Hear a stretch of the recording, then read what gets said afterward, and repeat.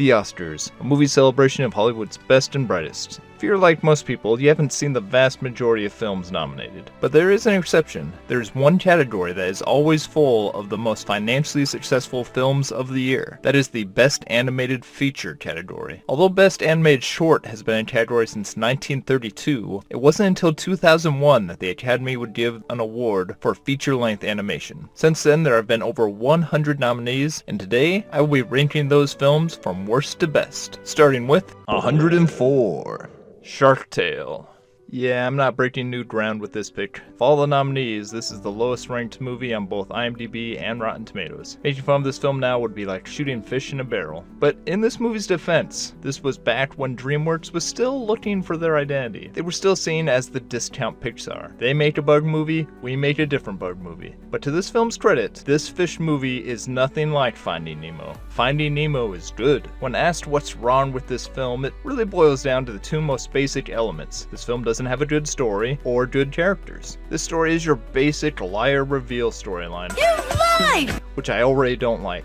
Top that off, the setup, payoff, and everything in between is not well executed. Oh, and the characters. Oscar wants to be famous. What does he want to be famous for? It doesn't matter, as long as he's rich and famous. He's the type of guy who's always complaining about things not going his way, but he never does anything to make things better. All you ever do is complain. You never try to make things better. He is an egomaniac played by an egomaniac. I could excuse the ugly animation, the nonsense world building, the pop culture references that count as jokes, the heavy-handed commentary, the possible racism. You can excuse racism. I could excuse all of that if the story and characters were not so awful. Why was this film nominated? What about this movie was screaming, Oscar? The movie actually has 7 Oscar winners between the cast. It even has Martin Scorsese. Martin Scorsese! Next time you're in a debate with Martin Scorsese about what counts as cinema, you can remind him that he was in Shark Tale, and he will automatically lose all credibility. I'm ruined! 103. Boss Baby.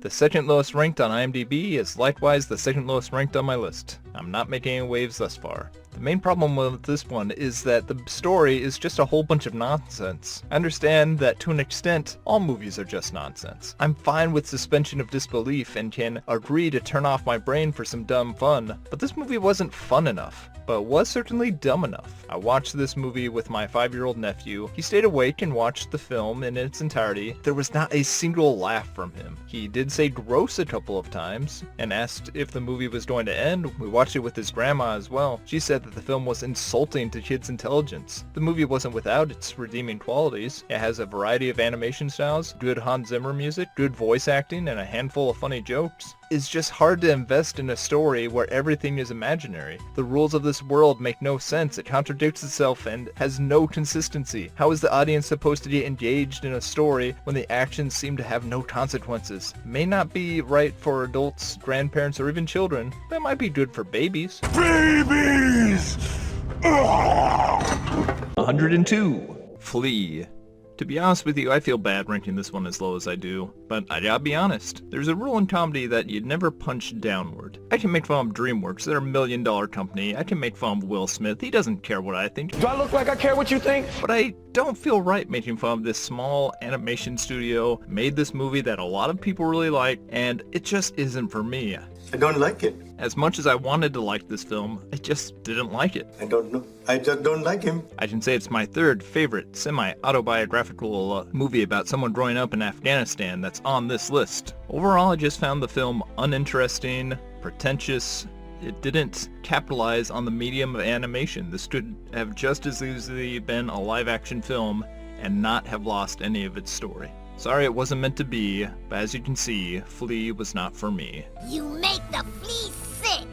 101. Turning Red. Okay, now this is a film that I can pick on. I'm just so tired of the same type of kids movies over and over again. This is the 86th Just Be Yourself Kids movie, and it is the straw that broke this camel's back. Now to get this out of the way, like all Pixar movies, this has all the technical stuff down beautifully. The animation, sound, voice acting is all on point. I can't say it's a bad movie, I just hate it. This is yet another kids movie where the parents are painted as the monsters and the friends are the ones that are there for unconditional love. We have heard this message and has been run into the ground. Heck, the last 3 Disney movies, Luca, Ron's Gone Wrong, and Encanto, all had the same, just be yourself, your flaws are what make you who you are message.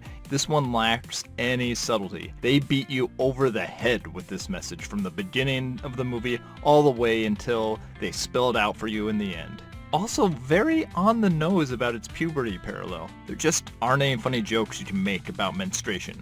Period.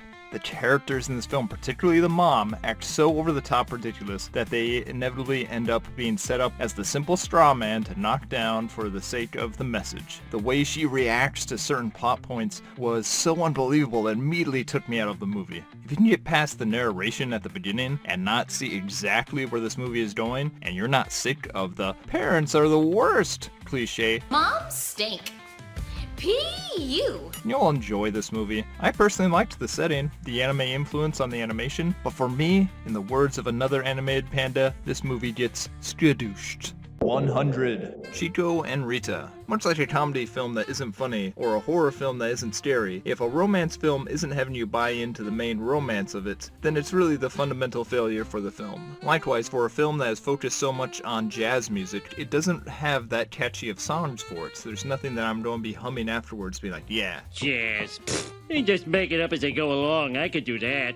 The story follows too many of the same old romantic comedy tropes. First, they will both be in love. Then one will be in love and the other will be angry. Then the one will have moved on and the other will be in love. Keep repeating the formula, having the two never quite get on the same page. Then once they're on the same page, fate will intervene and stop things from working out. And they're all very contrived ways of keeping the relationship drama going. Stuff like mishearing conversations, coming to rash assumptions, and not communicating are all the things that lead to rifts between these two. By the time the third act came around, I was not rooting for these two to get together. I was more confident that it was lust between the two, opposed to anything close to true love. But to its positive, it is unique. Outside the romance, there are some cool story beats, and I did enjoy the ending. But if you're wanting better music and better romance, I suggest watching the beginning and ending to the movie Vivo.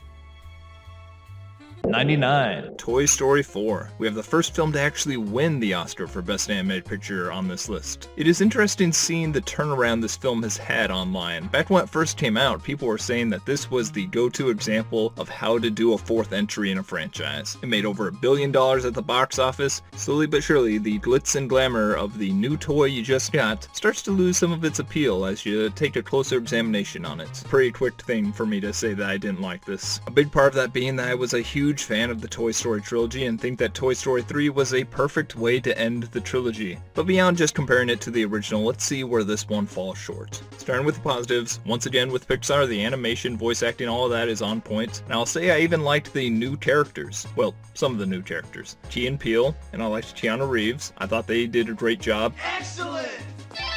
Part of the charm of Toy Story has always been the use of the ensemble cast that they have, and everyone gets sidelined on this one, everyone but Woody and Buzz. Oh man, did they do Buzz dirty in this one. Buzz is a one-joke character in this, and it's not a funny joke. They make him so incompetent, he's nothing like the Buzz we've come to know in the previous 3 movies. The character arcs in these films do not feel organic. They feel very binary. They feel very one time here and then one time there. I actually saw this one in theaters, and whereas Toy Story 3 had several viewers in tears over this one, I specifically remember hearing people yell, no, no, boo, boo, when it came to the ending. It doesn't feel earned. It does not feel organic. It feels like they were forced to do this to give it some sense of closure, and it did not work. And clearly, it wasn't enough closure for them because they're now doing a Toy Story 5. This movie does not have a friend in me. 98. Brother Bear, the only Disney animated movie where its directed DVD sequel is actually higher ranked on Rotten Tomatoes than the original. The movie actually starts off pretty strong. When the movie is focusing on the sibling dynamic, it is some really good stuff. The animation is nice, and the music, when it's the instrumental stuff, is really good. It's when it shifts to the Phil Collins stuff. His music just doesn't fit in here. It's during that awkward phase where Disney wanted to do musicals but didn't want their main characters to be singing.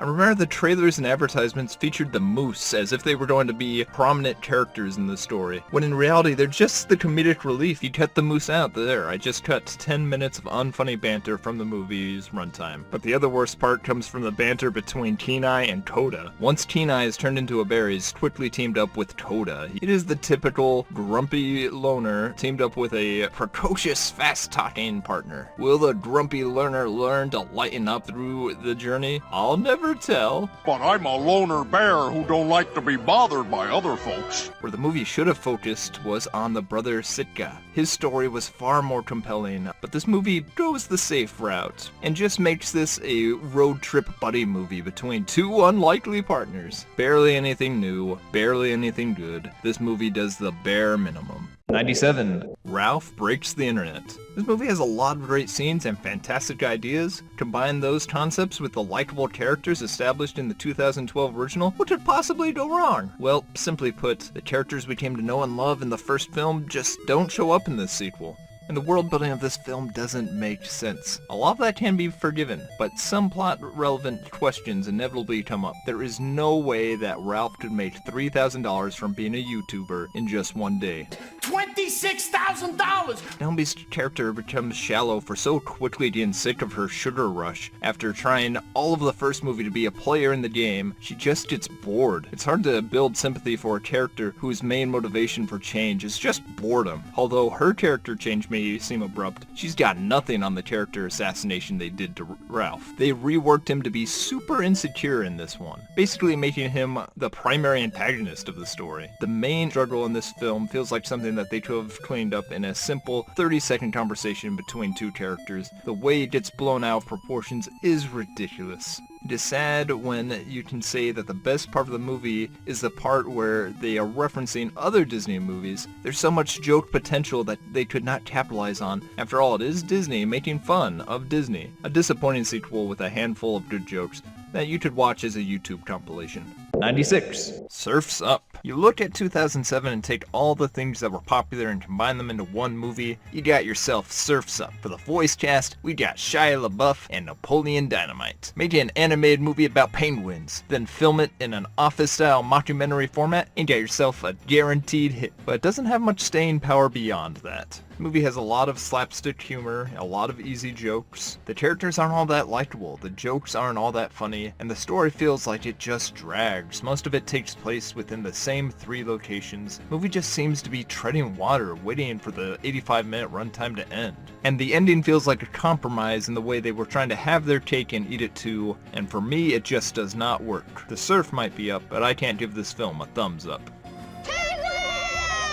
95. I Lost My Body. The movie is split into 2 stories. The one story is where the movie gets its title from. A disembodied hand wanders around the city looking for its home. The other story is a more run-of-the-mill rom-com setup. Starting with the hand story, it is difficult to root for the hand. It takes several falls, but walks away unharmed. It made me think, is there anything that could actually hurt this hand? The hand also kills a bird and a nest of eggs, so it isn't the most likable of protagonists. It's also unclear what's the goal of the hand. Trying to find its way back to its body? If that's the case, it could have been done a lot easier. But the story of the hand walking around is the more unique and engaging part of the story. The story about the romance is pretty frustrating and predictable. It is the same dumb, our whole relationship is based on a lie cliche that I am sick to death of seeing. You lied! The lie it's based on is probably the dumbest I've seen. Instead of being a pizza delivery boy, he says he was a sushi delivery boy. Oh no? And yes, I get the message the movie is going for. Its talks of destiny and trying to go a new path are not lost on me, but a good message does not a good movie make. The movie is well animated and unique in some ways, but on the other hand, its positives do not outweigh its negatives.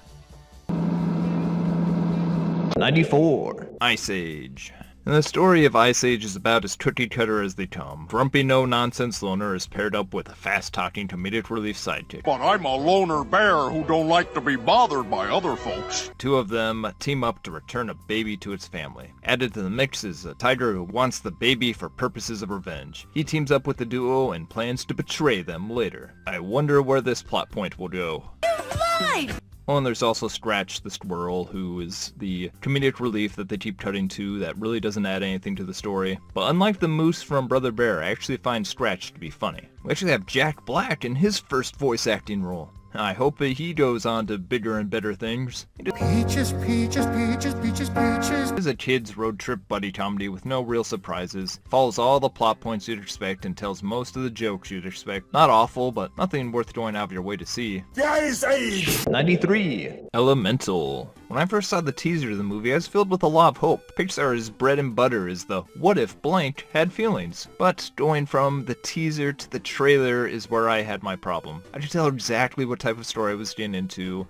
Why does anyone get to tell you what you can do in your life? It's one of those Disney classics. The parents are trying to tell you to live the old ways, but you're an independent spirit who knows better type of movies. The relationship between the father and daughter in the film is really quite sweet. It is the relationship between the two main romantic leads that needs some workshopping. It wasn't until about an hour into the film that I was reminded, oh yeah, this is supposed to be a romance. Behind the scenes I know that there was meant to be a villain character trying to snuff out the fire characters. I'm glad they cut the character out. The problem is the plot point still remains as if there was a villain, but instead of it being malicious intent, I guess it was just incompetent workers. The jokes in this one are pretty bad. Most of them are fire or water related puns, but when that doesn't work, you always let out a fart joke. The world building is similar to Cars, where if you think about it for more than 3 minutes, it doesn't make any sense. And when the world building doesn't work, it makes some of the allegories you're trying to make a bit muddled. This is a film I won't see periodically, but it's perfectly fine for those in elementary school. Pixar, we're not a guaranteed home run anymore. 92. Cars. Alright, starting with the obvious, the world building in this makes absolutely no sense. That is not the focus of the movie. Ignore all that. Unlike so many of the other Pixar movies, there's actually no reason for them to be cars. There's a reason Remy is a rat. There is a reason why Nemo is a fish. They are all things that tie into the story in such a way that it makes sense to us, the audience, being like, oh, okay, a rat shouldn't be cooking food. We have that built into us. In this one, there's no reason for them to be cars. The story could have still worked if they were human people. In fact, it did work with human people. It's called Doc Hollywood. It's the same story. Eerily similar. Exactly the same. A virtual carbon copy. I do like a good sports movie, and this hits all the usual sports movie beats. I do enjoy the change of heart, or whatever a car has, of our main character. It's just the romantic subplot doesn't work, nor does the comedic relief. The animation and voice acting, like usual Pixar, is still really good. I hated the ending when I first saw it, and I still hate the ending to this day. It is cliched, cheesy, contrived, and just stupid. Not an awful movie, just falls short when compared to the other films in its league. 91. Happy Feet. The movie that beat Cars at the Academy Awards. You can thank this film for the reason why George Miller is Academy Award-winning director George Miller. Mumble is a penguin who likes to dance. The other penguins don't like to dance. They only like to sing.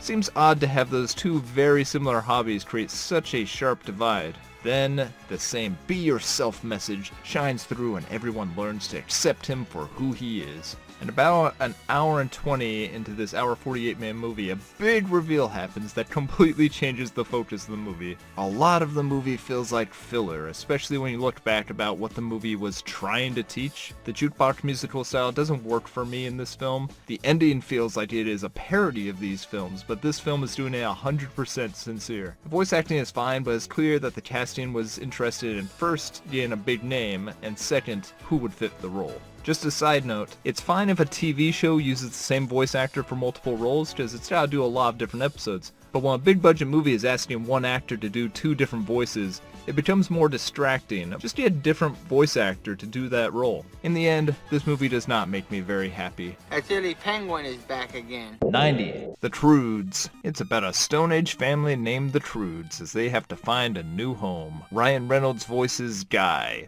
a forward-thinking caveman who has strange new ideas. There's a typical family drama between the father and daughter. The father, Grug, voiced by Nick Cage, wants his daughter to stick with him in the old safe ways. The daughter, Eep, voiced by Emma Stone, wants to go out in the world and try new things. When Sue's is a very less focused Finding Nemo type theme about knowing when to let your children go out on their own. This film is a bit all over the place. It has both too much going on when at the same time feels like nothing is happening. Most of the jokes are pretty basic, a lot of slapstick, a lot of Stone Age things being used for modern inventions. The animation and music all do their job fine, but it is nothing that special. None of the characters are annoying and none of the jokes are awful. It's just a very basic animated movie. What can you say except, ugh.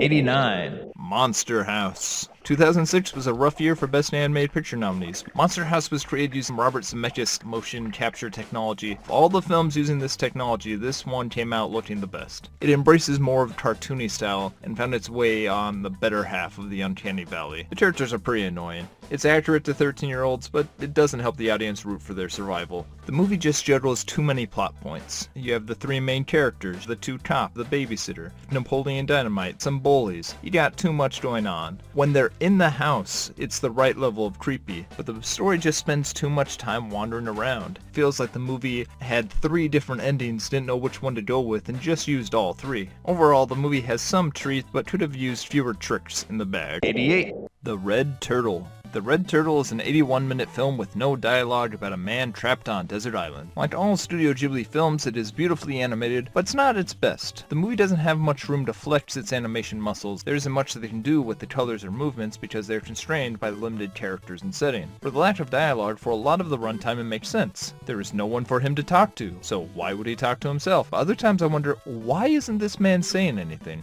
Yeah, no, that whole thing would have been a lot more better with talking. There isn't much motivation for us to root for the man to get off the island. Not that the protagonist isn't likable, they actually do a good job making him a sympathetic hero. It's that we never saw what his life was like on land. Given the strange world this is, I'm not even 100% sure that there is land out there. The movie takes a surprise turn at about the 40-minute mark that just made me say, what? I won't spoil where the movie goes, that's part of the fun. Just know that it is a strange turn. If you're on a desert island and can only watch one thing, then maybe give it a watch, otherwise I won't search it out. 87. Bolt. In 2008, there was a Best Animated Picture race unlike any other. Bolt was there too. This marks a time where Disney's computer animation still hadn't found their groove. The movie does have some legitimate laughs, some good jokes about the film industry, and some solid gags from the title dog, thinking he has superpowers. While on the negative side, the movie is very by the numbers, not many surprises. In fact, the premise of a dog who thought he was a crime fighter, but in reality was just a TV show, is the same premise of 2 other Disney properties. The movie loses its momentum as they get to the final act. Every time they cut back to Miley Cyrus's Penny, it becomes less interesting. And the movie has not 1, but 2 different tragic misunderstandings that lead to character breakups. The movie isn't anything special, but if the kids like talking dog movies, then there are a lot worse out there. What is a talking dog? 86. Treasure Planet. Starting with the positives, the movie does capitalize on its animation to give us some cool visuals. It makes the idea of having a space pirate look as cool as it sounds. No, pirates, but in space. The setting is good, but it's the characters where the movie falters. Jim is very much a blank slate character that the audience can just see themselves in. Long John Silver in this version of the story can never get a grasp on what he really wants. His motivations are so inconsistent and flip-flop so often that you don't really get to know him. And the rest of the characters don't get enough screen time to really make an impact. The story seems a bit derivative at this point. After all, it's based off a book from 1883, so most of its material has already been pirated by other stories. With some of the twists that they have, it opens up a series of questions about the setup that don't really add up upon evaluation. Overall, Treasure Planet has a great setting with a unique visual style. I can see why this film didn't do well financially. There's little treasure to be found here. 85. Anomalisa. A complaint I've had with so many of these films is how basic and unoriginal they all feel. Thankfully, this next one is different. And likewise, it fails in different ways. The movie hides its lower budget in a very clever way. The idea is creative and its presentation unique. Where the movie falters for me is in the humor, pacing, and characters. Humor is very subjective, and this movie has a very dry and very dark sense of humor. This one may have been too real for the jokes to work for me. The main character is also an arrogant, self-important jerk. I understand that the character isn't meant to be a likable protagonist, but it doesn't make it any less of a chore to watch. The pacing is very slow and mundane. The movie will linger on little things that most stories would cut out. We don't need to see the man talking to the taxi driver, going to the bathroom, trying 3 times to get his room key to work. All that could have been cut and the audience wouldn't have missed a thing. It is clear that the movie at one point was a short. The movie only has enough content to cover less than 30 minutes, but it is going for 90 minutes. I applaud the movie for being different, but it also just happened to mess up in different ways. Yes! We are all different! I'm not. 84. Jimmy Neutron, boy genius. Jimmy Neutron was initially seen as the pilot for the TV series, but got released in theaters as was the style at the time, and apparently continues to be the style. And I really enjoyed the Jimmy Neutron TV series. This movie is not the best showing for the show's quality. The movie is not without its charm. It is a simple and fun story. There is some escapism with kids being able to run the town without adults, go on space adventures, and ride on amusement park rides. Likewise, a simple be careful what you wish for and listen to your parents lesson. All the obstacles they overcome are insultingly easy. The finale has one of the biggest why didn't you just do that to begin with moments of any movie. The characters and premise are a lot of fun, but it isn't really utilized until the TV series. The movie may not be genius, but it is pretty fun for your inner 10-year-old. 83. Howl's Moving Castle. I'm a big fan of Miyazaki. No! No, you're not! But I can't stand Howl's Moving Castle. People keep telling me, oh, you just don't get it. Watch it again and give it another chance. Just give me a chance. I've now sat through this film 4 times in English and 2 times in Japanese, and I stand by my original statement. I don't like it. And typically when I run into a Studio Ghibli fan, their favorite anime film is going to be Howl's Moving Castle. That's not even Miyazaki's best film about a castle that moves. Heck, it's not even his second best. My review may come across more negative, mainly because I feel I have to balance out all the praise this movie already receives. Let me get the positives out of the way. Like all Miyazaki films, the movie looks gorgeous. It is beautifully animated for both wide landscapes and close detail. Voice acting is also top-notch. There's a wonderful amount of imagination on display in this film. Sometimes that imagination runs off of dream logic nonsense, but it is imaginative. I've heard people say that this is a great romance movie. Really? There was no romantic chemistry between the two. They share relatively little screen time together, and when they are together, there's nothing but a series of red flags from Hal. Is Sophie going into this relationship thinking, I can fix him? I heard other people say that this is a powerful anti-war movie. How? The war is happening completely in the background. We don't see any of the war-torn consequences. The people live in a magical castle. The conflict of the war is resolved in one of the most ludicrously simple solutions ever. Without spoiling anything, I will just say the war is concluded through the equivalent of a 12-second Skype call. Best I can figure is that the movie makes a lot more sense if you have read the book it is based on. Almost as if this movie is an addendum to the book. Nobody has trouble following Kiki, Totoro, or Nausicaa without doing homework beforehand. Stupid book! The ending is full of plot devices that were not introduced nor explained earlier in the film. The finale is so out of left field that anyone walking in would have just as much ability to follow what's happening as the people who watch the whole movie. Characters make decisions that make no sense. Picture Lane, Witch of the Waste. Are you a villain or are you just a senile old lady? I'm fine with some things being left to audience interpretation, but I feel like I don't have enough information to make any sort of guess on what is going on. The movie is paced like a simple slice of life story, something like Kiki's Delivery Service, but then the last 10 minutes treats it like it's a grand epic that they're building up all along. No, they weren't. None of the finale follows what was set up before. I don't buy the romance and I don't buy the war. And when it is a slice of life cleaning anime, I'm too distracted by the main character's curse to relax. Oh yeah, Sophie is cursed to be old. I only mention it now because 15 minutes in, she pretty much stops caring about it. Clearly a lot of people like it. If you want to figure out what they see in it, you can read one of their reviews. But for me, I was not moved. Man, I wish I were smarter. 82. The Triplets of Belleville.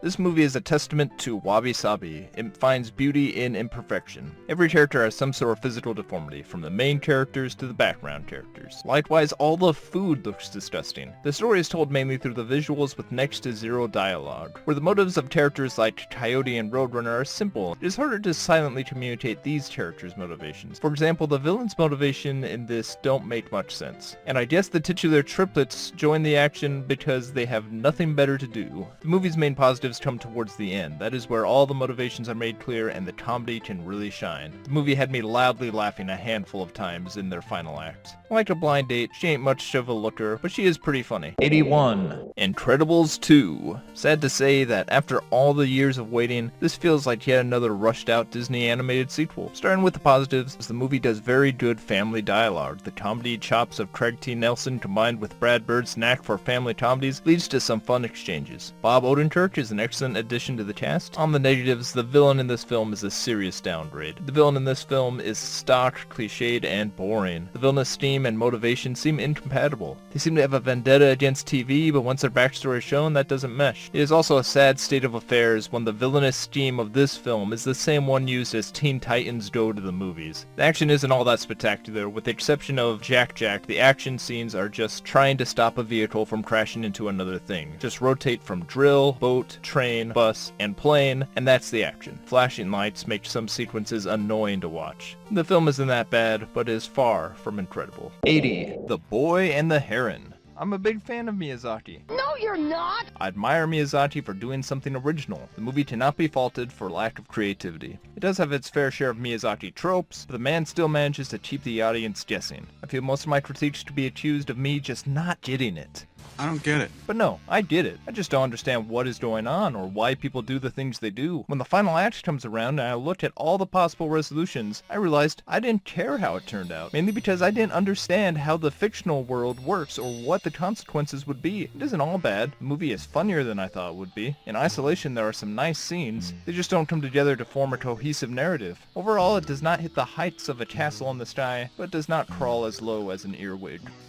I still don't get it. 79. Mirai. Of all Hosoda's work, I'm surprised that this is the only one that received an Oscar nomination. It is all over the place. It lacks any flow and puts events out of order. Sometimes this way of storytelling works for the film, other times it feels like style over substance. The main kid is super annoying. And yes, I know that kids that age can be annoying. There's a way to make a character childish but still endearing. Setting up a character like that, you would hope to see them go on an emotional journey and change for the better. This movie has a great imagination and stellar animation. The downside is the story will often take a back seat and the movie will just sort of wander around. The movie goes off the rails and often loses focus. It may sound like I am being harsh on the film, and maybe I am. It does have some good emotional beats, and I feel at its heart it has a good timeless message. 78. The Boy and the World. The film focuses on a boy searching for his father out in the world. That might be the premise of the story, but that is not what the film is about. The movie is less about sequential events and more about a feeling. What I appreciate about the movie is the fact that it is presenting this story in a manner that capitalizes on the medium of animation. The fact that it is animated in this specific style helps emphasize the idea that is being seen through a child's perspective. When the movie is giving its message through clever visual storytelling, it is good. But there is a point where the movie stops showing us the message and begins shouting the message, even putting the whole movie on pause to scold their audience about industrialization and pollution. The movie was doing a solid job teaching until they paused and started preaching. The animation style is unique and the visuals are clever, but the movie comes across as heavy-handed and the story is unfocused. The boy in the film lacks a narrative through line. He has a single motive, but he gets distracted so easily that the story seems to meander. The kid is searching for his dad, but he gets distracted by a kaleidoscope and wanders blindly into a construction yard. If you're a fan of animation and are curious about utilizing simple shapes to convey complex stories, this is a good movie for you.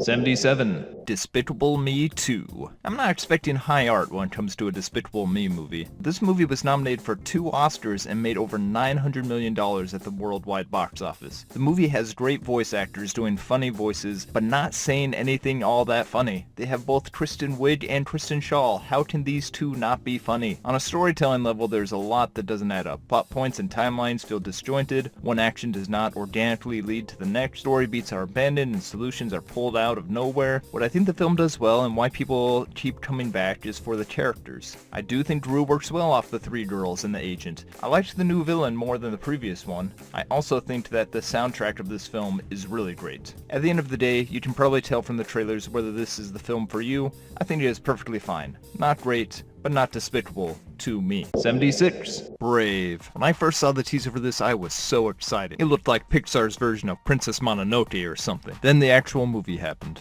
That's me mother! She's a bear! The trailer was very misleading! We had a princess not wanting to be part of an arranged marriage. Even if this trend has already been done by Ariel, Jasmine, and others, how is it executed in this film? Merida comes off just a bit too complainy throughout the runtime. Some serious problems are going down, and she still manages to make it about herself. Unlike Merida's archery, the humor is real hit or miss. The animation is good when you're able to see what's going on, and the music is great. I love the old-timey Celtic themes that are used. The mother-daughter connection is really good. The bonding between them is done well when they aren't just screaming at each other. Overall, the movie is a mixed bag. It has some great ideas and world building. I want to love this film. There is potential for a great story in here, but the characters can be annoying, the visuals too hard to see, and the tropes too tired, and the payoff too sloppy. 75. Ferdinand. The story of Ferdinand had previously been adapted and even won the Oscar for Best Animated Shorts. Unfortunately, when you take something that makes a fine 8-minute short and stretch into a 108-minute feature length, 100 minutes is going to feel like filler. Some of the changes add some good character depth. The backstory of Ferdinand and the other bulls is well done. In fact, the movie was flowing pretty well for the first 30 minutes. Then they introduce Kate McKinnon's goat character named Lupe. On top of her, we have 3 wisecracking hedgehogs. There are 3 German horses. Other than the extra characters, what else does this film add? Among other things, it includes a car chase, some slapstick, and a dance battle. Some of the casting decisions are strange. For example, Peyton Manning plays a major role. John Cena as Ferdinand is a good pick. I can see him as a big peacemaker. There's just too much of the usual kids movie stuff that bogs this film down. Much like the bull itself, Ferdinand has a good heart, but is surrounded by a whole lot of bull. 74. Persepolis. The movie follows the life of Marjane, a young Iranian girl growing up during the Islamic Revolution. That's the whole story right there. I'm not going to give a play-by-play of all the little things she goes through, but in essence that is all there is to the story. It's an Iranian girl growing up during a revolution. The movie is primarily shown through flashbacks. What holds me back from singing the praises of this movie is the fact that nothing in the movie feels important. A movie can be about a lot of little things, but those little things need to matter to the main character. It just feels like a bunch of inconsequential things that happen, particularly with how the film ends. I just asked myself, what was the point of that? Just a bunch of stuff that happened. 73. Corpse Bride. This film has all the things you come to expect from a Tim Burton film. We have some Hammer horror alum with Christopher Lee and Michael Gow. Is an animated feature. You know, in the old days they used to call them cartoons. Combine that with a bit of Danny Elfman and you have all of Burton's trademark crew. So chances are if you are a fan of his work, you'll get a real kick out of this film. Other than being really Tim Burton, how is the film? It's fine. The songs are nothing remarkable, but they're good. But it is the story where the movie has its greatest faults. The romance follows a lot of the typical rom-com tropes. Any twists and turns the movie makes are all very predictable for anyone who has ever seen a movie before. Victor as a character comes across very wishy-washy. He flip-flops more often than a pair of sandals. It has a short runtime so it doesn't overstay its welcome. It may have some heart, but there's very little meat on this corpse. 72. Raya and the Last Dragon. Many people have rightfully compared this to Avatar: The Last Airbender, which I'm okay with, because Avatar is a great role model. But I feel a more apt comparison would be comparing it to an RPG video game. Our main hero has to collect pieces of MacGuffin, and with each new piece they get, they gain a new party member, they gain a new super move, and a new form of transportation. The beginning feels really rushed. The betrayal that Raya gets will have felt a lot more compelling if the trust would have felt earned, as opposed to somebody she just barely met. The music is really good. James Newton Howard returns after Mulan, and this is some real good fist-pumping action music. But the action could use a bit more of a bite. It still has Disney-approved fights. No blood, no fear of death, just people propelled to the next dimension. And I want them all in the next dimension. The bigger problem is, from the first scene of the movie, it becomes obvious what the lesson is going to be and how the film is going to end. They both spell out the lesson, but at the same time do a really bad job at teaching the lesson. I won't dwell on it too much. Sometimes it really tends to drag on. 71. Spirit, Stallion of the Cimarron. Spirit is a beautifully animated film by DreamWorks back when they were still doing 2D animation. The animation is definitely the best part of this movie. Although I haven't been able to get any official word on the matter, watching the movie I can't help but think that adding a voice actor was a late in-game decision. The movie would have worked just fine on the visuals alone, but it becomes a lot easier to sell a movie if it has a voice narrating the inner thoughts of our main character. And it wouldn't hurt the marketing if Jason Bourne happened to be that voice. I don't think Matt Damon's a great voice actor. Up yours, Matt Damon. Problem with a lot of these 5 out of 10 movies is there really isn't much to say on the matter. It sure is a movie about a horse, alright. I have a horsey. 70. Puss in Boots. Where Shrek is mostly a satire poking fun at different fairy tale and adventure cliches, Puss in Boots embraces them. It still has a sense of humor, but the feeling of adventure is more sincere. What keeps this film firmly in the just fine category is the story and some of the characters. The story feels like they just dusted off an old adventure strip that they had sitting in the vault for years and hastily painted on the Puss in Boots characters. Yep, that's exactly what happened. It is just your basic heist movie that takes place in a fairy tale world. Puss in Boots and Kitty Softpaws are fun characters and work well off of each other. Jack and Jill, on the other hand, are very forgettable antagonists, and Humpty Dumpty flip-flops so often that you get no grasp on who his character is. Overall, there's a lot of potential in these characters and in this world. It just isn't capitalized until the next movie. We can all be grateful that this cat had another life in him. 69. Box Trolls. I love Leica Studios. Their dedication to handcrafted stop motion is second to none. That being said, this is my least favorite of the studio's creations. The characters are nothing that special. He is just your generic kids movie POV protagonist. He's adventurous, mischievous, but with a heart of gold, and all that usual stuff. The story isn't anything special either. It is your typical snobs versus slobs story. Combine that with the kids learning that their parents are wrong. It isn't all bad. It's just very by-the-book standard stuff, and I've come to expect a lot more from the studio. Next time, I hope the makers can think outside the box.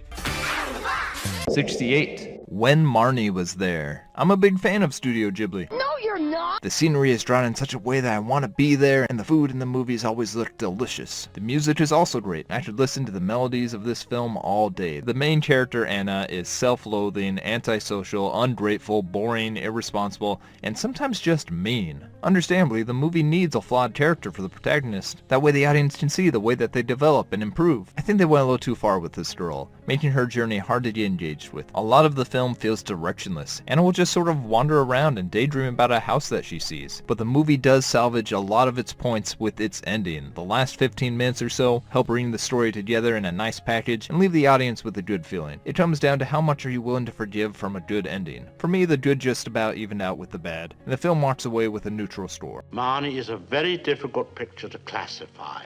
67. The Sea Beast. The parts of the story that focus on Jacob and the other hunters is really engaging, exciting, and unlike the typical animated film. If the movie was to focus just on these characters, we would have had a real great swashbuckling adventure. But then the movie adds in a few other elements. A young orphan named Macy. Adding in the kid character does make it feel more like your typical kids movie. That being said, Macy is a fun character. She spent her life reading the tales of the hunters and is always excited to participate in the adventure. There's also another storyline with Captain Crow that goes absolutely nowhere. This movie is nearly 2 hours long and it could have been trimmed down quite a bit. The movie becomes very heavy-handed. They had a great ending that visually showed their moral, but then the characters get up on a soapbox and tell the audience what the moral is. While at the same time they pass the buck for all prejudice in their world onto one person. Parts that are good are really good. It just makes the parts that fell short all the more frustrating. I still recommend that you go and see for yourself. 66. My Life as a Zucchini. The movie is as strange as the title makes it sound. Despite its bright and colorful exterior, the movie is very dark and depressing. That is the most depressing story I've ever heard. I give the movie credit that it lets the audience know up front exactly what sort of depressing tale they are getting into. The kid goes through so much bad stuff that you just end up rooting for him to have something good happen for him. He tries his best to maintain an optimistic attitude through all of this. The movie's so depressing it can be a hard movie to watch, which does hurt its rewatch value. But sometimes you gotta watch those sad movies. It's kind of like eating a zucchini. It's not the sweetest of foods, but you gotta eat it because it's good for you. 65. A Cat in Paris. The story is fairly straightforward, simple, and exciting enough. There are a fair number of cliches and plot points that don't work. The villains have a lot of jokes, and a lot of them don't land, but they are certainly trying. The police in the story follow kids' movie logic, but that is part of the charm. Some plot points come out of nowhere, and some characters make truly bizarre decisions. In the end, I had a good time with this film. I found the movie charming, unique, and fun. Much like a cat, a little strange, but certain to make some people very happy. 64. Over the Moon. At times this film can very much feel like a film from the Disney Renaissance era. There are cute animal sidekicks, parental issues, and a whole lot of songs. The movie has 22 credited songs on the soundtrack. The movie is not very tightly written. There are plenty of loose ends and wasted time. There are plot points that go nowhere and could have been cut out of the story without anything being missed. The main girl, Fei-Fei, can be really annoying sometimes. Speaking of annoying, Ken Jeong joins the movie as animal sidekick number 4. I'm a man who can never die.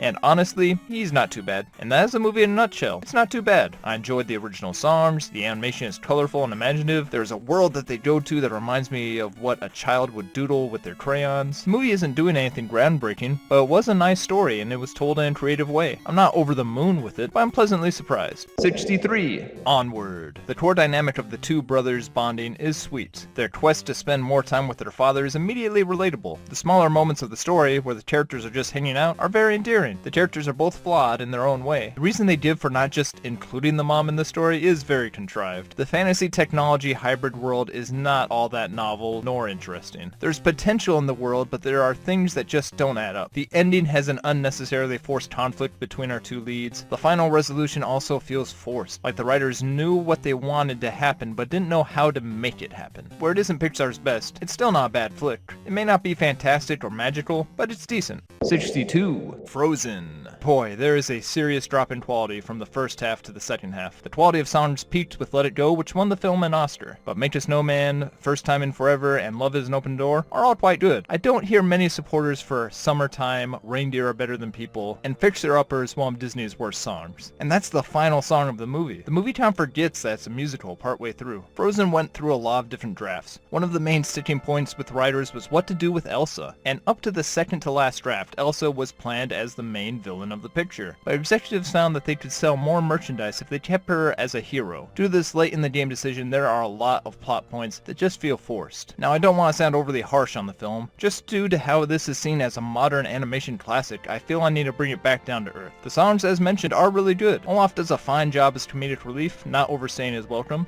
I like how more of the comedic beats can come from our main characters, and I can have some real funny moments. So I'm not completely cold-hearted. There are just some elements of the story that I think got overbaked with too many cooks. Too many cooks.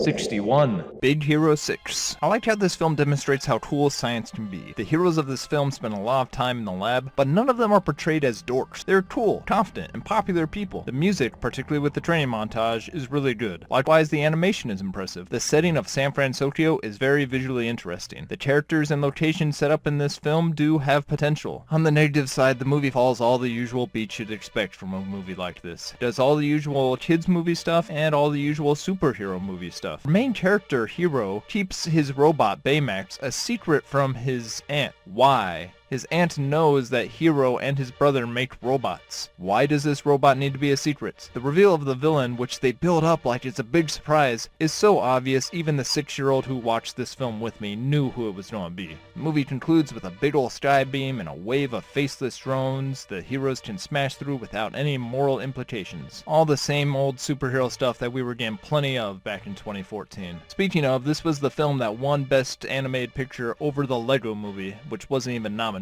So yeah, maybe I have a bit of a bone to pick with this film. But if you're a kid and haven't seen a dozen different movies that follow these same beats, you'll likely enjoy this. That's why this gets a Big Hero 6 out of 10. 60. The Princess and the Frog. Hollywood is always learning the wrong lessons. Case in point, The Princess and the Frog underperformed at the box office. The lesson that Disney took from this was, I guess people don't want to see 2D animated films anymore. The characters of Dr. Facilier, voiced excellently by Keith David, Is this a cult?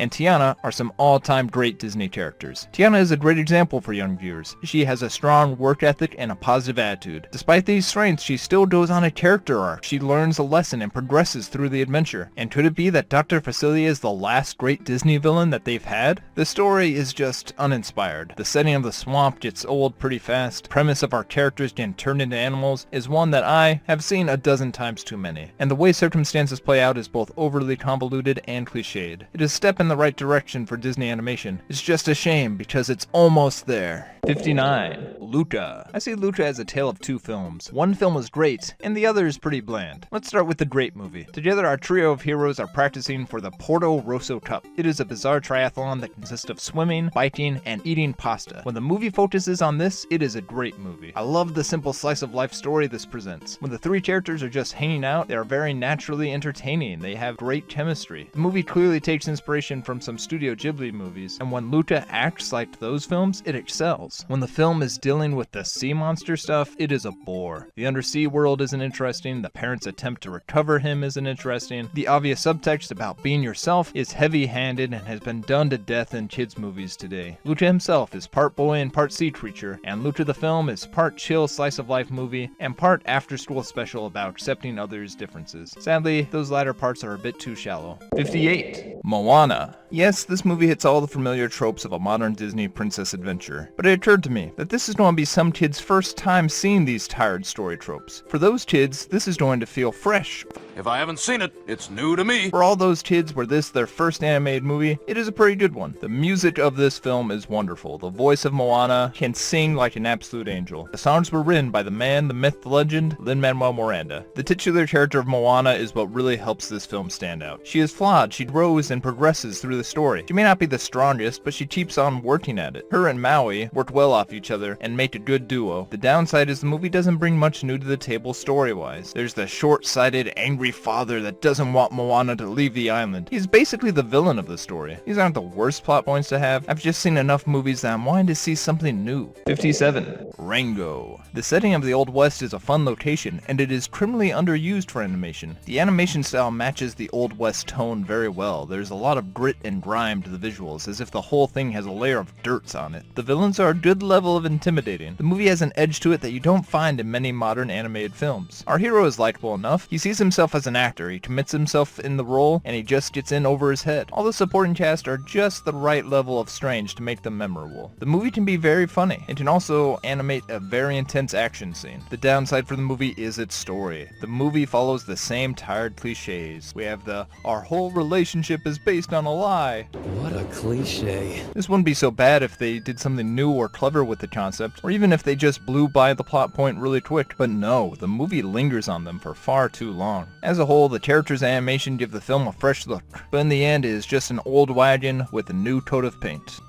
Gonna paint a wagon, gonna paint it good. 56. Shaun the Sheep the Movie. Aardman's distinctive animation style never ceases to radiate charm. The unique British humor and visual comedy is effortlessly endearing. And not to bury the lead, the whole movie is dialogue-free. That has its pros and cons. On the positives, the movie now has universal appeal, whether you are old or young, or whatever language you speak. On the negative side, there isn't much to this movie. It is basically a longer version of a TV episode. The plot feels very contrived, and certain characters' decisions don't add up. There's some forced third act drama that feels out of place. But other than those things, there's little bad to say about this film. Sheep in the big city. 55. Missing Link. The story follows a sophisticated Bigfoot who calls himself Mr. Link, played by Zach Galifianakis. He is paired up with an adventurer named Sir Lionel Frost, voiced by Hugh Jackman. A lot of the movie's heart and a good portion of its humor comes from the back and forth between Link and Frost. The characters are charming, memorable, and brought to life well through the stellar animation and voice cast. On the downside, the story goes off a cliff as it approaches the final act. The ending of the adventure suffers from a lackluster villain and an underwhelming climax. I'm fine with the theme the finale presents, I just think it is presented in a clumsy manner. The movie may not be Shangri-La, but it is still a pretty nice place. It's Bigfoot! 54. Isle of Dogs. The movie follows the POV of a group of dogs on the eponymous isle as they help a human boy that arrives. In an odd, very Wes Anderson choice, the dogs speak English, all voiced by Anderson's usual crew, but the humans speak Japanese. There isn't much story in Isle of Dogs. Perhaps I should rephrase. There's a lot of story going on. It just doesn't really concern the journey of our main protagonist. Where Fantastic Mr. Fox made Wes Anderson fans out of anyone who watched it, Isle of Dogs will be loved by Anderson fans, but won't necessarily win over any newcomers. 53. How to Train Your Dragon 2. To do what, though? Just like the first, this film has great animation and great music. The characters are not simply learning the same lessons from the first movie again, they have progressed as characters and now face new challenges. Where the movie loses steam is towards the end. The movie has a forgettable main villain, and his plan is tired and cliched. DreamWorks has an odd trend in their sequels. In Madagascar 2, Shrek 2, and Kung Fu Panda 3, the sequels all follow the story of meeting the parents of the main characters. Not much to say, I just think it's weird to have such a specific formula. 52. The Illusionist. No, not that one. The film makes a lot of bold decisions. It certainly isn't a film that is going to be for everyone. The movie is almost entirely dialogue-free, letting the visuals do the heavy lifting of the storytelling. The story focuses on the escapades of a struggling magician. A dialogue-free story keeps things simple. The conflicts are usually fairly straightforward and simple to understand just through the visuals. The Illusionist was a little too ambitious in this idea. The subtleties of the internal conflicts do not work as well for a story with no talking. The ending was so abrupt that I literally had to rewind the movie to see if I missed something. Still a neat trick, but could have used a bit more magic. Illusions, Dad. You don't have time for my illusion. 51. Spider-Man Across the Spider-Verse. When this film first came out, it quickly shot up high on IMDb's top 250 list and was seen as one of the greatest films of all time. Since its release, I feel the praise of it has died down. I love the first 2/3 of this film. When the Spot is the main villain, that is some great stuff. Spot, a lovable Spot. There are so many different animation styles that the team juggles, and it all looks visually stunning. The humor is spot on. There are so many jokes in the movie that had me laughing awkwardly loud in the theater. But the jokes are fast-paced, witty, and come from a variety of sources. There are visual gags, character jokes, additional jokes, and it isn't all reliant on a single person for their humor. And the action in this movie is some next-level stuff. The movement is fluid, the detail is superb, and everything falls in just the right place. But then the final third comes up, and oddly enough, this was the parts that all the trailers were advertising as if, yes, this is why you want to go and see this movie, but that was the part where it was not working for me. And despite this being the longest film on the list, this is a film that doesn't have an ending. It's like the first 2/3 when the Spot is the main villain is great, but then all of a sudden it just sort of It's over! 50. Wallace and Gromit Curse of the Were-Rabbits. Previous to this film, the studio had already won 3 Oscars for Best Animated Short, and with this film, they scored another win for Wallace and Gromit. As a whole, I don't think the film is the best example of the comedic duo, but their charm is still undeniably on display. It's a good introduction to horror for little kids. Nothing too frightening, but still spooky. The animation is painstakingly handcrafted, and the effort shines through in the final product. What holds me back from rating this film any higher comes from the story being very predictable. Even when I first watched the film, I could see any twist coming from a mile away. The story becomes pretty repetitive and formulaic. By the ending, I was waiting for the movie to wrap things up. This is an unfortunate side effect of having a duo known for their shorts. When they have a feature-length production, it feels longer than it should be. 49. Loving Vincent. As a love letter to Vincent van Gogh, this movie is a 10 out of 10. From that first frame of hand-painted animation all the way to the end credit song, this movie is beautiful to behold. I just wish that the characters and story were as beautiful as the animation. As a movie, the story is still okay, and the characters, likewise, are fine. It plays out like it's a 45-minute TV crime drama. The main character goes from person to person to interrogate them about what they know about Vincent. He's not a detective, it just plays out similar to a police-style interrogation. He's just going on the investigation more out of curiosity than out of duty. Without a motive for our main character and no definitive goal, the movie feels like it drags. For such a short movie, I shouldn't be getting bored, but the story does become pretty repetitive after returning to the same locations and hearing just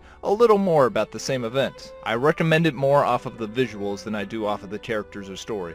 But so it is in life. When you look this good, you don't really have to worry about character. If you love Vincent, you're gonna love Loving Vincent. 48. How to Train Your Dragon 3. That's right, I called it 3. I didn't call it How to Train Your Dragon The Hidden World. What helps this franchise is that the characters grow and progress in people. They do not have to spend another movie learning the same lessons that they already learned. The villains are clever, but the heroes make clever decisions too. That being said, the villain does feel just like a rehash of the previous villain of the series, which already wasn't that great. He's not bad, he just isn't all that memorable. But it is the connection between Toothless and Hiccup that makes these films work so well. Although this is not my favorite entry in the trilogy, this is the one that made me want to go out and buy the trilogy on Blu-ray, because this is a great way to conclude a trilogy. Now DreamWorks, do us all a favor and just leave them dragons alone. 47. Encanto. Oddly enough, this isn't Disney's first story about a family of people with superpowers where one member of the family doesn't have superpowers. But what does this film do that makes it feel special? Well, number one is the music. Lin-Manuel Miranda does another terrific job in the songs for this movie. They are catchy, well-animated, well-sung, and advance the story in meaningful ways. Number two is the character of Maribel. Stephanie Beatriz does a great job providing both the speaking and singing voice of the character. She is optimistic in the face of what most would see as injustice. Where the movie falls short is in elements of the story. The movie's hook going forward is pretty weak and ill-defined. In mystery setups like this, they need a compelling reason to keep the audience engaged. That is why it is typically a murder or kidnapping that hooked the audience. In this, it is that something might be vaguely wrong with the house, and Maribel has to do something to try and stop it. I don't say something to avoid spoilers, I say it because she has no idea what she can even do about it. In all, some tired beats, but still has enough magic to make it worth a watch. 46.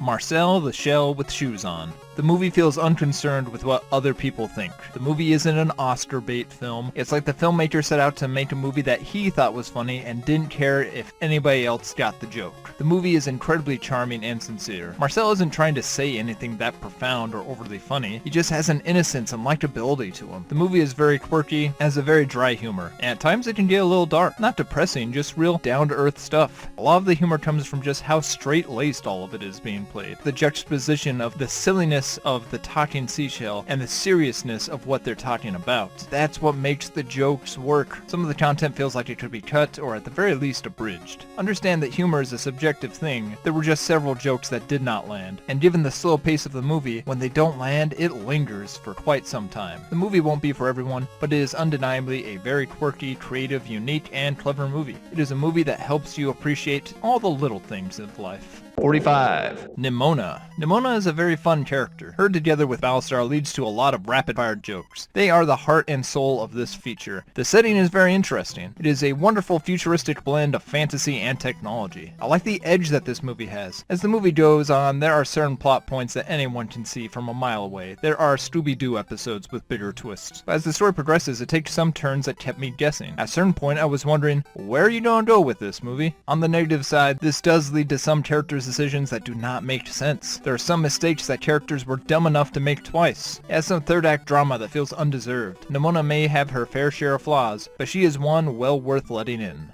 Metaphors? I hate metaphors. That's why my favorite book is Moby Dick. No frou-frou symbolism, just a good simple tale about a man who hates an animal. 44. Zootopia. The movie has something for everyone, whether they like the police action, animal characters, the hardworking main character, or the comedic pairing of the two leads. I would have likely loved this film as a kid. I loved police stuff, and this film has a lot of good police detective material for those kids. It just loses steam as it comes to the final act. The movie suffers from tonal whiplash as they transition from one plot point to the other. The film just gets heavy-handed with their commentary towards the end. It isn't a bad message, it's just a message we have already heard. I don't mean to dog on this film too much, maybe I'm just too bullheaded. 43. Frankenweenie. Even if I'm not a fan of Tim Burton, I can tell that me and Tim Burton are fans of the same type of films. I likewise love me some Frankenstein and some Hammer horror classics. This film is a feature-length remake of Burton's own 1984 live-action short. The story was able to transfer from live-action to animation seamlessly. It was the transition from 29-minute to 87-minute feature where the movie noticeably struggles. The movie includes a subplot about a science fair, a fair that every student in class would kill to win. That aspect of the plot felt forced and didn't add much to the story outside of padding the runtime. It is a pretty consistently funny movie, but you have to have the right sense of humor for it. It is a very Tim Burton movie. 42. Shrek. The animated film landscape after Shrek is noticeably different than it was before. Suddenly having an ensemble cast of celebrities to advertise the movie became the norm. After its box office success, traditional 2D animated films were on the way out, and CG animated films were all the rage. But beyond the impact of the film, how is the film itself? It is really good, but not perfect. The story takes a little too much inspiration from classic tales because it leads to some very tiresome storytelling tropes. But the film does implement a clever twist to the formula at the very end. The film truly is a shooting star that breaks the mold. 41. Wreck-It Ralph. 2012 marks the year where Disney and Pixar seem to switch places. Pixar made the Princess movie, and Disney made the What If Blank Had Feelings. This is a clever story with unique world building. They do a good job of introducing the rules of the world without it feeling like exposition. It has good twists, pacing, subplots, and ratchets up the tension really well. Ralph is a good, relatable protagonist. As a viewer, you really sympathize with him. Believe it or not, this movie has both a third act breakup and a twist villain, and both of them are done well. Ralph may be a bad guy, but that's not a bad movie. 40. The Pirates, Band of Misfits. The movie's greatest strength is its humor. There are a lot of cleverly written, witty jokes. Helped in these jokes is the voice acting and Aardman's usual charming animation. There are some of those tired storytelling tropes that seem to be so prevalent, especially in kids' movies, but every time they did one of those tropes, they added some funny joke to it, including the funniest third act breakup song I have ever heard. Nothing entirely original, but certainly a fun time to be had for kids and adults. But if you do watch the film, don't pirate it. But I don't want to be a pirate! 39. Robot Dreams. The story centers around a dog who is lonely, so he would purchase a robot friend. The movie is entirely dialogue-free. This is a very charming movie. It is an innocent, easygoing, and incredibly sweet film. It is great for audiences of all ages as you just watch and vibe with the characters. But it then gives you an ending that really makes you think. But there are no electric sheep. 38. Ratatouille. When I first saw the film, it didn't sit well with me. I didn't care for how it ended and consequently thought the whole movie was just okay. In subsequent viewings, I have learned to like this film a lot more. There still are some plot points that bother me. Some conflicts feel artificial, and the movie's two villains make things feel a bit messy. But enough of the negatives, onto the things that make this film great. The music, the animation, the voice acting are all top-notch. The premise of the rat who wants to become a gourmet chef is very unique, and the film capitalizes on the clever idea. And we have this film to thank for Raccoon-Tooie. Who wants to watch Ratatouille?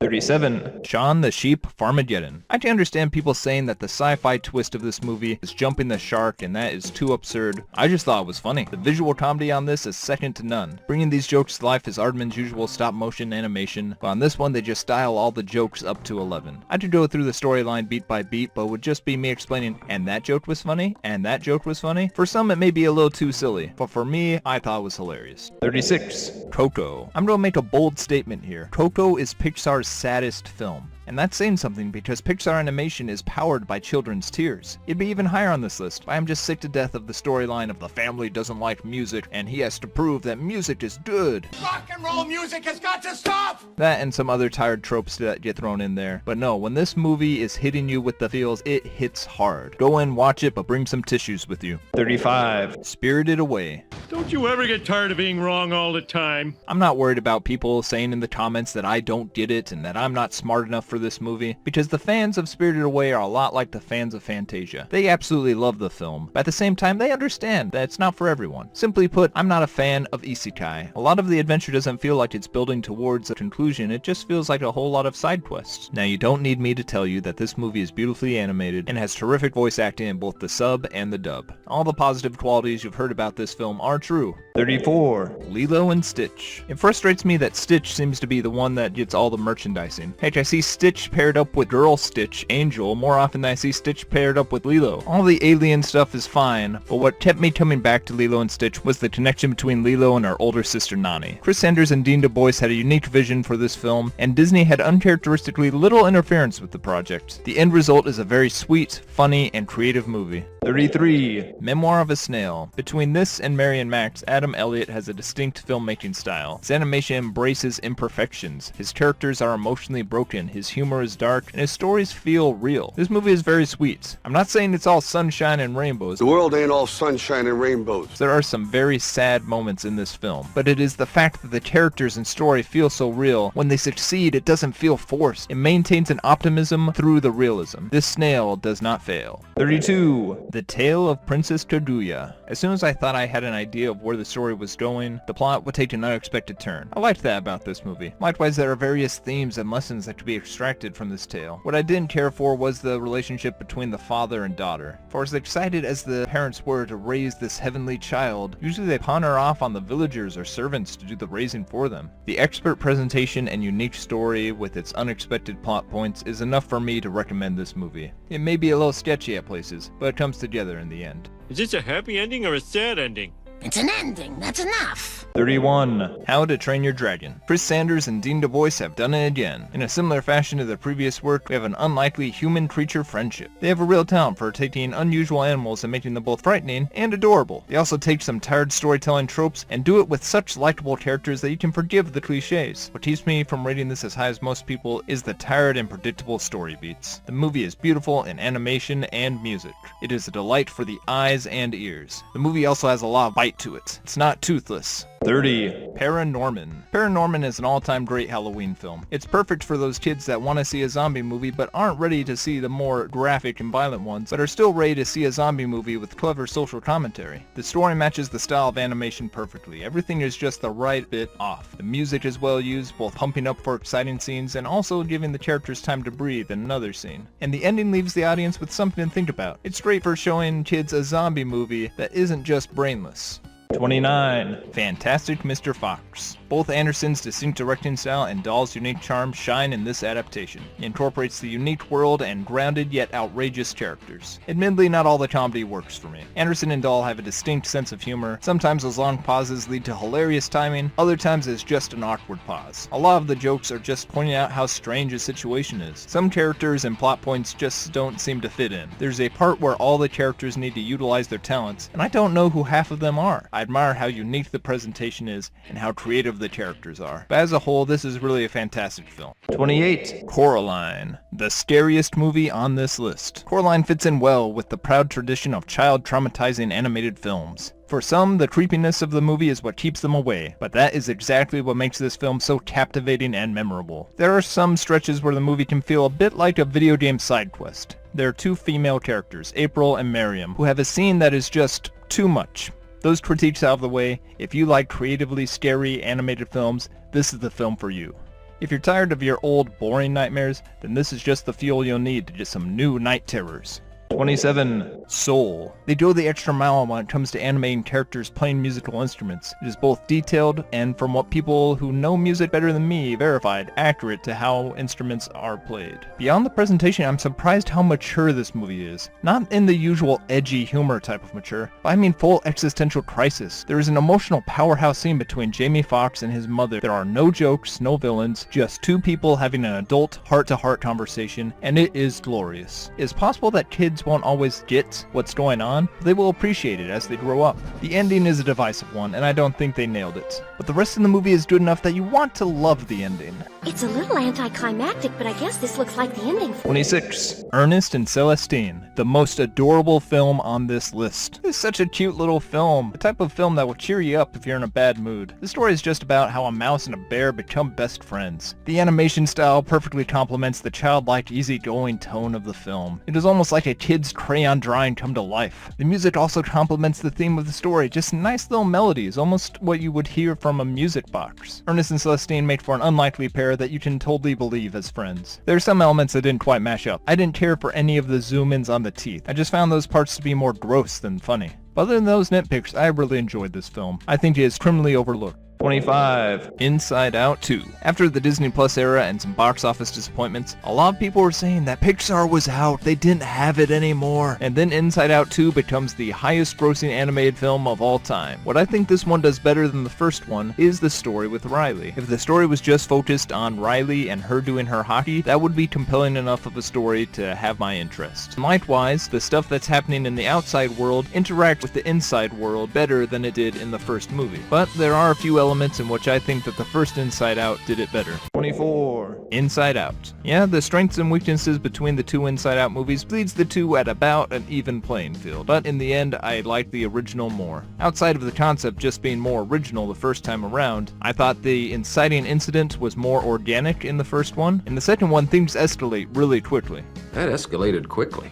And I thought that the first one stuck to the landing better when it came to its emotional finale. And although it may not be technically correct about how the body works, the movie was directed by a doctor. 23. Song of the Sea. Cartoon Saloon and Tom Moore. Get used to those two names because you're going to be seeing them a lot more on this list. There is so much to love about this film. I love the animation, I love the music, I love the characters. The story is dark and has just the right level of creepiness for an animated film that kids will watch and remember. The villain, the Owl Witch, has such a fascinating motivation and surprisingly deep implications. The movie is gripping, suspenseful, and has a palpable feeling of dread. It can also be very sweet at times. The main character, Ben, can be a bit bratty at times, which can make him hard to root for. But I do understand that kids do act that way, and I do get where he's coming from. But don't take my word for it, come and see for yourself. 22. The Wind Rises. The music is awesome. It would be a good soundtrack to listen on its own. What I find at the core of this film is Hiro's passion for his work.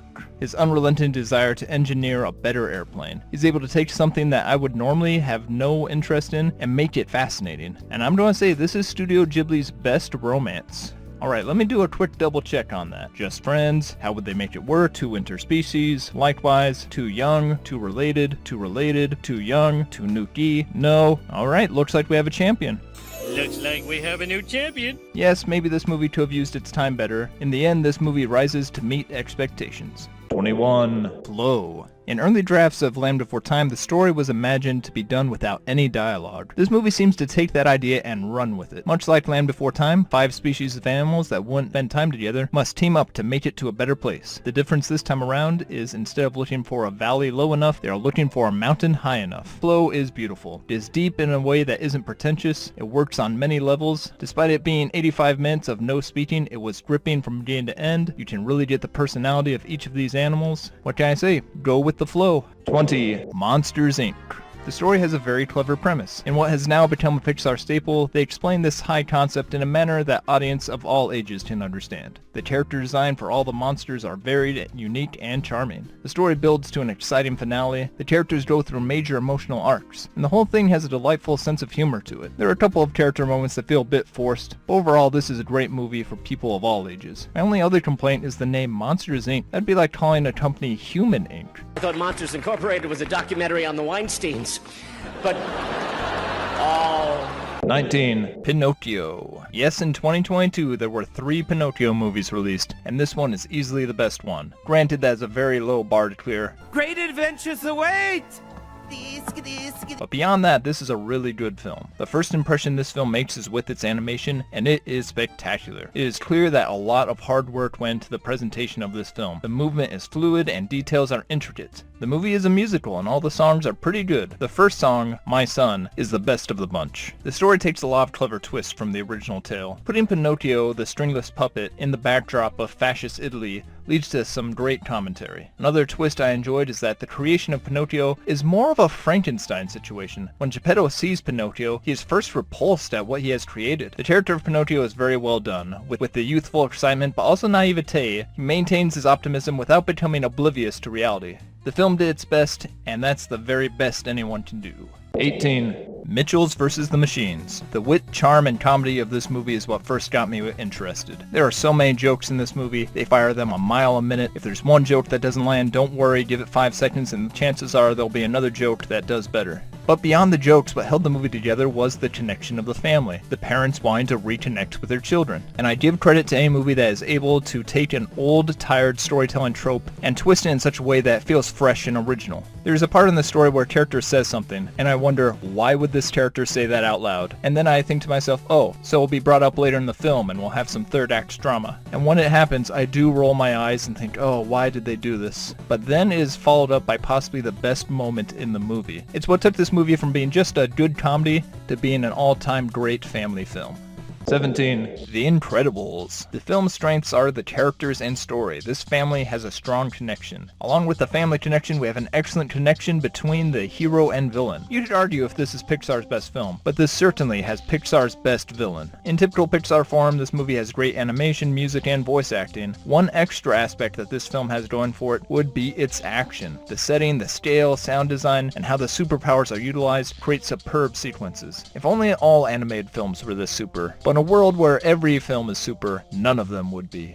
16. Shrek 2. The original Shrek is a landmark film, but I don't hesitate to say that Shrek 2 is even better than its game-changing predecessor. It has an intimidating villain, it has more heartfelt romance, it has a better soundtrack, it has more entertaining characters, and it is flat out funnier. This movie has jokes everywhere. It benefits a lot from rewatching just to catch all the jokes you missed. Puss in Boots is an excellent addition to the crew. Admittedly, his character shift seems out of nowhere, but we can still thank this film for bringing that Zorro cat into the world. Shrek 2 is like a fairy tale dream come true. 15. Wallace and Gromit: Vengeance Most Foul. The movie highlights the dangers of artificial intelligence and over-reliance on technology. This premise is perfect for Aardman Animation. The studio revolutionized stop-motion technology, but that very same technology has become antiquated thanks to computer animation. So the studio can speak about the use of technology and AI with a level of subtlety and expertise that demonstrates the complexity of the issue. But you can't ignore all that context. The movie stands alone as a funny, charming, and exciting story. The animation, music, humor, and characters are all top-notch. The movie may not revolutionize the stop-motion industry the same way its predecessors did, but this movie gets what made those stories so endearing, and it plays to its strengths. 14. Kung Fu Panda 2. An underdog sequel can be a tricky thing to pull off. After the events of the first film, the character is no longer an underdog. Po and the crew all remember the lessons they learned in the first film and actually advance as characters. And that's refreshing to see.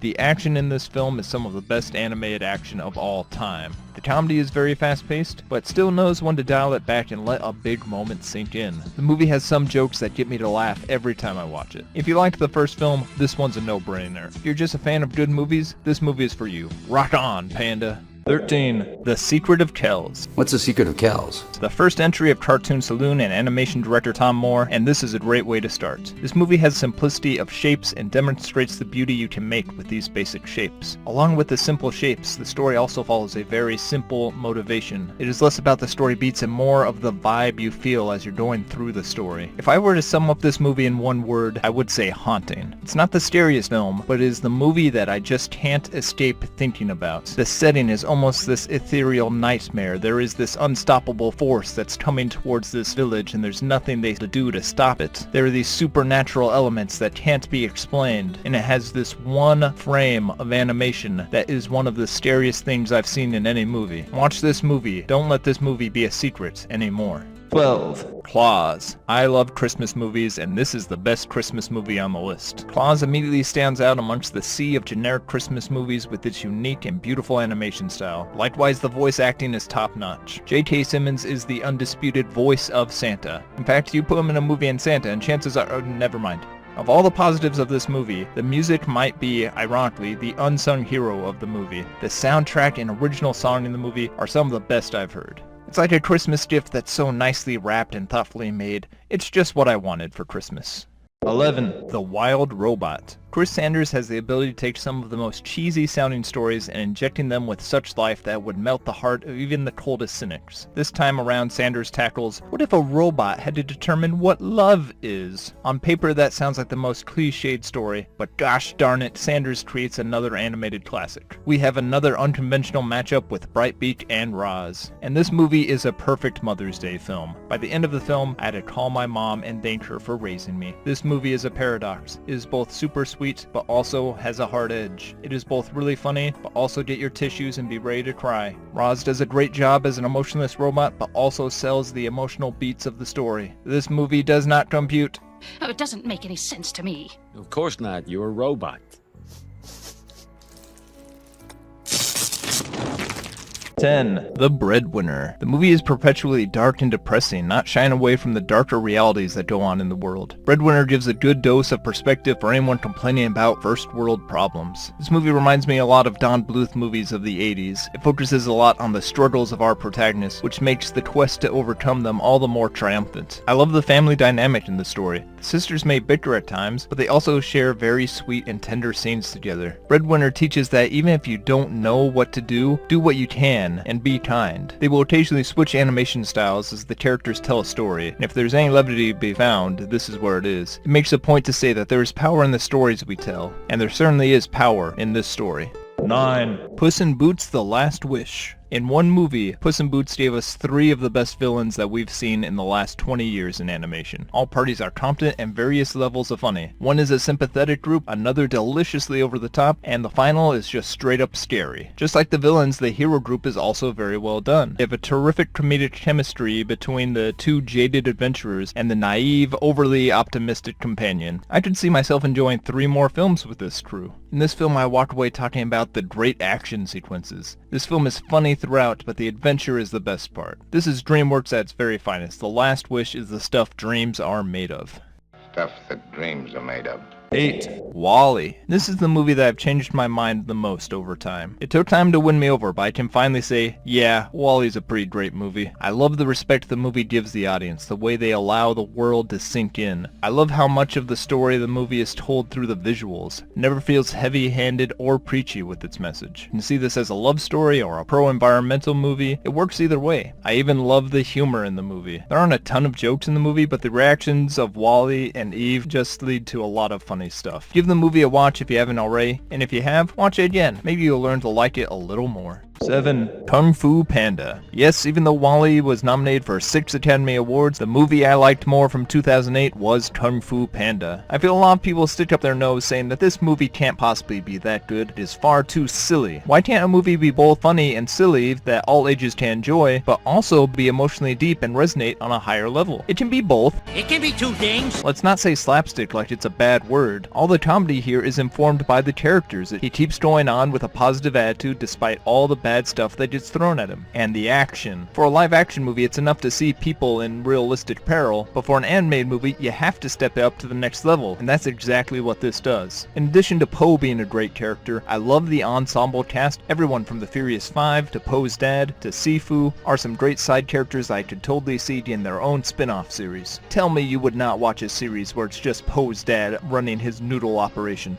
Yeah, I'd watch that. Sure. Yeah, me too. I love myself a good sports movie, and this has all the trademarks of a great underdog story rising up to meet the challenge of his rivals. Behind all the action, comedy, and characters, there's still a great profound story in here. The motivational quotes from these movies could be hung up on a wall and they would not feel out of place. I love Kung Fu Panda. 6. Finding Nemo. Of all the films on this list, this is likely the one I have seen the most, and the more I watch it, the more I appreciate the little details of the storytelling. This is a very tightly told story. Every bit of dialogue moves the story forward, reveals something about the character, foreshadows something to come, or gives a good joke. Sometimes it does all of it at once. This is an impressive feat considering the gimmick of one of the main characters is how forgetful she is. The setups and payoffs they have in this movie are things that film classes should be studying. They are able to convey a message that kids can understand, while at the same time seem to be speaking to the adults in the room. The ending, when all the story beats come together, is clever, intense, and funny all at the same time. The beginning is also one of the best cold opens to any movie. An absolute gut punch right out the gates. The animation is beautiful, all the emotional beats work, the characters grow in believable ways, and it is an enjoyable ride from beginning to end. You don't have to watch the movie 20 times to realize that this fish movie is gold. 5. Spider-Man Into the Spider-Verse. There is no way that this movie should work. It sounds like it's fan service the movie. But no, they'd save that for a live-action Spider-Man movie down the road. There are a lot of things that work together to make this film work as well as it does. We'll start off with the humor. This is a very funny movie. There are so many jokes being thrown at the audience, you have to go back and watch the movie at 0.5 speed to pick them up. Peter B. Parker is not painted as a incompetent Spider-Man. He's just one that has been doing it for so long, he has lost his passion for the work. Despite his sweatpants, he still manages to hold his own in a fight, memorize data, and be a quality mentor to Miles. His tired and burnt out personality works well off of Miles' naive, hopeful energy. Like any good superhero movie, the struggles that our hero goes through makes their triumphant step up all the more glorious. Spider-Ham, Penny Parker, Spider-Noir are all great additions to the cast and never overstay their welcome. This film is a salute to the amazing character. It manages to take so many different aspects of the character and bring them together in one tight package. In this movie where anyone can be Spider-Man, everyone can enjoy this film. 4. Kubo and the Two Strings. This is the best stop-motion animated movie ever. The size, scale, and beauty of this is something I didn't think was possible in stop-motion. The movie likewise got nominated for Best Visual Effects, but for both categories it lost to some Disney animals. This movie has it all. The movie has great characters, the main trio have terrific chemistry. They work well off each other and have pitch-perfect voice acting. Watch this and you'll see why Laika Studios would be perfect for doing a Legend of Zelda animated film. This is likely the best version of a Secret of Mana movie that we are never going to get. And the action of this film. This movie has a good edge to it, the type of edge that contemporary Disney films lack. Characters feel like they could be killed. There's an element of fear in every scene. That being said, the film still has a wonderful sense of humor. The film had me laughing out loud a good number of times. The characters just act real and the comedy naturally follows. And the ending really threw me for a loop. I love this film. If you haven't seen it, go out there and see it. Kubo and the Two Thumbs Ups. 3. Wolfwalkers. My top 2 picks are ones that are fairly popular and everybody knows how great they are. So if there's any lesson you want to learn from this long video, it's watch Wolfwalkers and Kubo and the Two Strings. These two films are criminally overlooked and they are all-time greats. The movie can be frightening at times, but these struggles and fear are necessary for storytelling. The more adversities our hero goes through, the sweeter the victory is when they are able to overcome them. The audience cannot fully embrace a victory if they don't understand the difficulty of the journey, and that is the fact that this movie understands. I love the characters, I love the animation, I love the music, I love the voice acting, I love the story. There's such a great heart to this film. There is a passion, there is a love in every frame of animation here. Wolfwalkers wins without wasting whimsy. Wolfwalkers is wonderful. We want Wolfwalkers widely released. 2. Up. The one film that Rick Astley is never going to give you. Up is the ultimate family adventure film. The movie shines both in adventure and family from beginning to end. The music by Michael Giacchino absolutely earned the Oscar. His music would fit right at home with the likes of Beethoven and Mozart. One aspect of the film that doesn't get the attention it deserves is the comedy. This is Pixar's funniest film. The back and forth between Russell, Carl, and Doug, it is all hilarious. It is a testament to how well the writers are able to balance the humor with the heart, that no one thinks of the humor humor when they think Up. They think of the opening. I remember first seeing the opening montage to Up and thinking to myself, wow, I wonder if others will realize how great that animated sequence was. Yes, people have taken notice. And yes, it really is that good. But a whole lot of people forget that there is a great film that follows that perfect opening. 1. Toy Story 3. You're basic. After such a long ranking video, I wish I had a more dramatic finish.